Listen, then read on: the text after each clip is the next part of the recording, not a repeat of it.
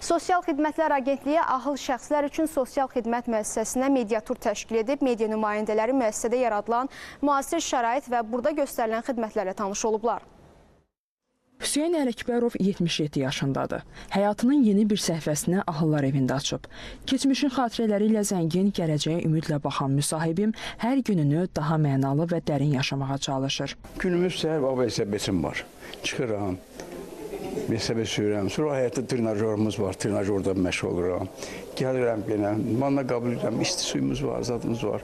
Şəhərimiz çox yaxşıdır. Saraylar aparırlar bizə, tədbirlər olur, mədəniyyət saraylarına gedirik. Bütün hər yana getmişik, mərkəzə getmişik, Xərçə muzeyinə getmişik. Buranın sakinlərinin gözlərindəki parıltı bir-birinə çox bənzəyir, həyat eşqləri kimi. Mənim əsas məşğuliyyətim musiqidir. Əvvəldən 15 yaşından musiqi ilə məşğul olmuşam deyən, onsuz keçinə bilmirəm.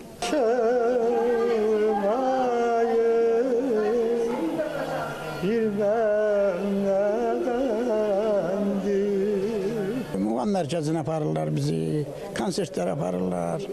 Burada biz boş vaxtımızda istəyəndə düşürük aşağıda besetkalarda. Nerede oturuyoruz, domino oynuyoruz. Futbol oynuyoruz. Yukarıda bizim tenisimiz var, tenis oynuyoruz. Bizim Azərbaycan incəsənətində olan böyük tamaşalardan səhnəciklər hazırlayırıq. Mən bir neçə səhnəciklərdə başrollarda oynamışam.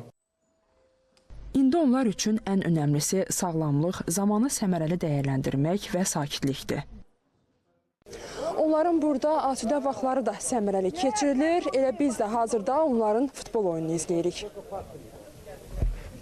Müxtəlif sahələrə üzrə xidmət göstərilir. Ən əsası sosial reabilitasiya işi aparılır. Sonra sosial hüquqi, sosial-iqtisadi və ilkin tibbi yardım göstərilir. Müxtəlif layihələrə imza atılır. Azərbaycan Futbol Federasiyası ilə layihəmiz var və həftədə 2 dəfə məşqçi gəlir və ahıllarımızla Gəzinti Futbolu adlı bir layihədə hər zaman onları hazırlaşdırırlar. 5 mərtəbəli 170 yerlik əlavə korpusu istifadəyə verilən müəssisədə hazırda 230 ahıl şəxs daimi dövlət himayəsində yaşayır. Onlardan 119-u kişi, 111-i qadın, ən yaşlı sakin isə 92 yaşındadır. Şahnun Qasımova, Zahir Dadaşov, ATV Xəbər.